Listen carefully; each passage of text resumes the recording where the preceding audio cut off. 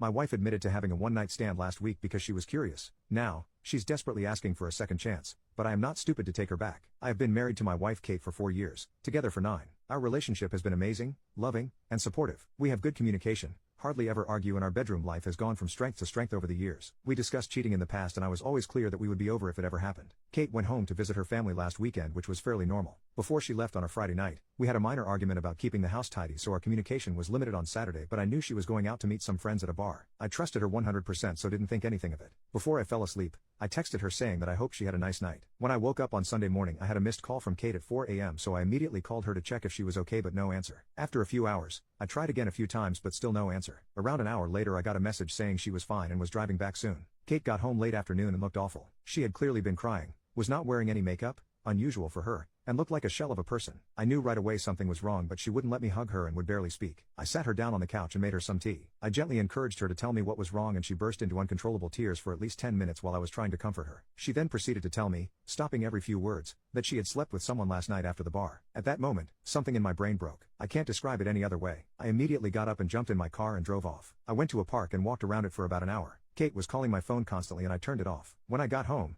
I grabbed 2 suitcases from the garage and went to our bedroom. I threw some of Kate's clothes and shoes into them and left them by the front door. Kate was lying on the floor in the living room, curled up into a ball sobbing. I called her best friend who lives nearby and told her that Kate needed a place to stay and a ride to her place and that Kate could explain everything to her later. I told Kate I was leaving for an hour and that her friend was coming to pick her up. She grabbed onto my legs trying to stop me from leaving. When I returned home again, Kate was gone and so were the cases. On Monday, with a clearer head, I answered one of Kate's many calls and told her that I needed her to send me an email with as many details as possible of that night, and if she left anything out, there would be no hope of reconciliation. I received this email on Monday night but still haven't opened it. Since then, everyone has been trying to contact me, but I have just been working, exercising and sleeping. One of her friends turned up at my house with an attitude demanding an explanation. I told her to speak to Kate and close the door in her face. I have also been speaking to divorce lawyers, have moved money into separate accounts and blocked Kate and all of her friends on everything. Everything I have done since I found out seems like I have been on autopilot. I don't feel angry, upset or overly emotional, just numb. Kate posted a note through the door yesterday asking me to meet tomorrow, but I'm conflicted. Should I meet her? Update 1. Kate came to the house yesterday and when I opened the door she looked terrible. She tried to hug me and started mumbling apologies, but I stopped her and we sat down to talk. I started by telling Kate that I would be recording the audio of the conversation and she agreed. I then asked her to explain what happened and told her that I hadn't read the email she sent. Kate said she had been at the bar with 2 friends and told me what she had to drink. I was surprised at how little she drank because it was the same amount we would normally drink when going for dinner,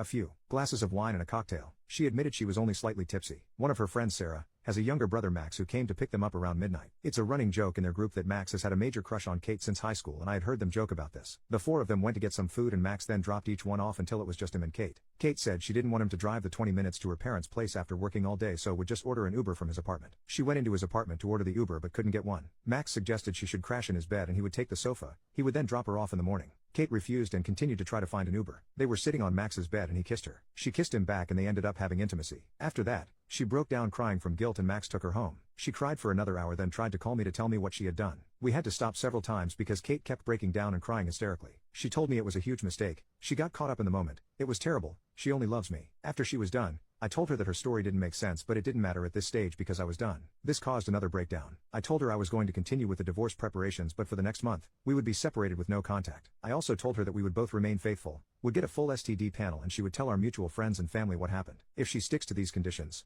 I would be willing to meet again to see if there was any way forward other than divorce. She enthusiastically agreed to this but made it clear that she did not expect me to stay faithful to her. I know many of you will criticize this decision, but I need to be sure that divorce is the right option after I have had time to process everything that has happened. I am still 99% sure that is where we are heading, but I need to be 100% certain. Update 2. First of all, I'm not in robot mode anymore. My friends have also been great since they found out and have been dragging me out of the house to hang out. I decided to read the email and wish I hadn't. The story Kate told in the email was mostly the same, but there was no mention of going into Max's apartment to order an Uber. There were also pretty explicit details of what they did, for how long, and that they had apparently used a rubber. I will never be able to forget this description. Many people who were originally criticizing me for kicking Kate out of the house have now apologized, but they can keep it. Kate's parents reached out to apologize and I spoke to them because we had a good relationship before all of this. They begged me to try to work it out but said they understood if I decided to get divorced. I didn't commit to either option. Kate's other friend, who was there that night, contacted me to tell me her side of the story. It mostly matched up. Bar food home. She said Kate could stay over at her house, but she refused, saying she was driving home early the next morning. Max apparently insisted that he would take Kate home. The version of the story that she told didn't mention Kate trying to get an Uber,